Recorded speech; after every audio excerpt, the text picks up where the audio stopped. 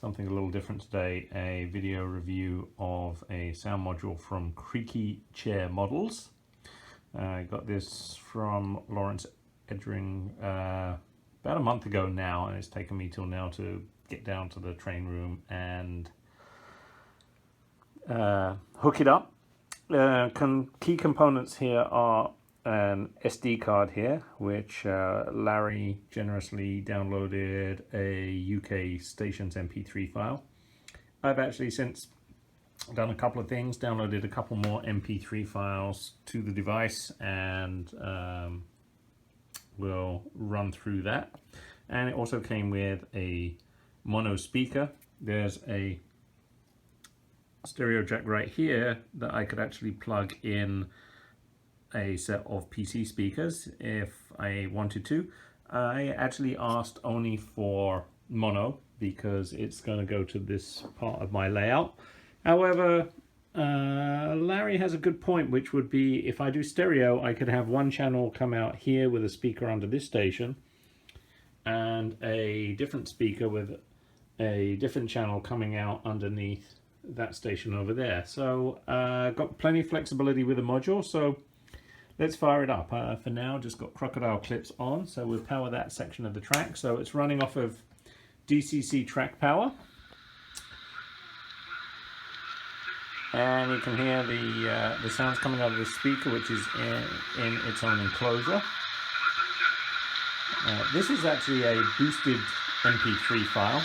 There are a couple of buttons on here which actually let me cycle through the MP3 files. So this one here would be one I just downloaded off of YouTube. If we get it right there.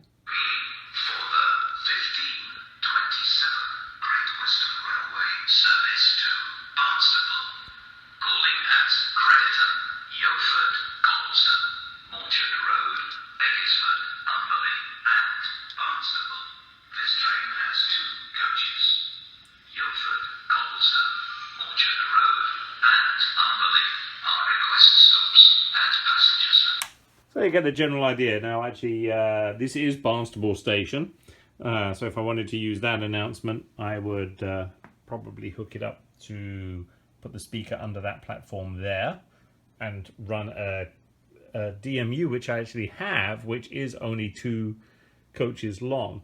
So just a quick overview of it. Strongly recommend it. Just putting the sound on the layout underneath that type of background sound. I don't have any sound in the locos themselves, so having ambient sound in the layout is awesome. The fact that I can put this on a switch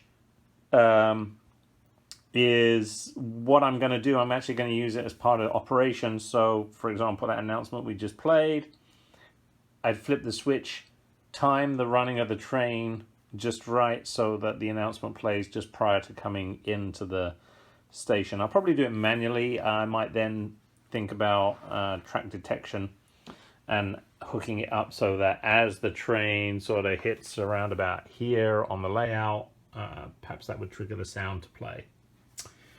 So that was a review. Heartily recommend it. Uncle Larry did a fine job. Hopefully Lawrence doesn't mind me calling him Uncle Larry. That's his moniker on the podcast. If you guys haven't checked it out, I strongly recommend listening to Modeler's Life podcast. It's a hoot. Whole cast of characters there. Lots of info, lots of good ideas have come out of that for me. Since I'm here, might as well just also carry on with an update. I'm still trying to build up the town scene here. I have made a little bit of progress here. I'm using plastic card for the street, and I'm using the shaper sheets from Woodland Scenics here to build up the terrain.